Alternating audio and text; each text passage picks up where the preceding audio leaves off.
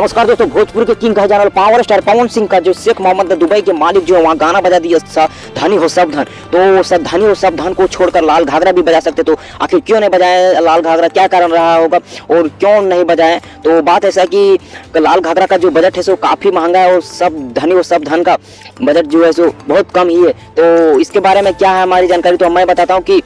जो धनी हो सब धन है जो आशी म्यूजिक फिल्म से रिकॉर्ड हुआ है जो यूट्यूब चैनल से, तो इसका जो बजट है सो कम है। 30 मिनट में इसकी 250 करोड़ रुपया लगा और वहीं पर अगर लाल घाघरा बजाते हैं गाना तो वहीं सारे गाना हम भोजपुरी में और कॉपीराइट दे देते हैं और उनकी जो अर्निंग होती है तो सारे हमारे भोजपुरी के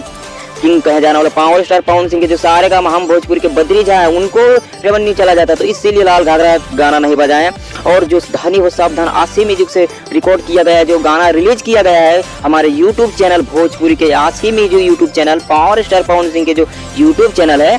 उस पे जो गाना रिलीज किया गया है धनी हो सावधान, इस गाने को कम ही बजट में बजाया गया और इस कंपनी खुश है और ये नया कंपनी इसलिए खुश है तो कॉपीराइट नहीं जाता और जो सारा रेवेन्यू वही वो दुबई के मालिक ने रख लिया, तो इसीलिए गाना नहीं बजाया लाल घाघरा। तो लाल घाघरा बजाते हैं तो वहाँ पर जो जितने भी सारे ऑडियंस है हमारे पावर स्टार पवन सिंह के ओनली वन भोजपुरी के किंग कहे जाने वाले पावर स्टार पवन सिंह के जितने भी ऑडियंस है वो और झूम कर नचते गाते हैं और वहीं पर धनी और सब धन का गाना बजते हुए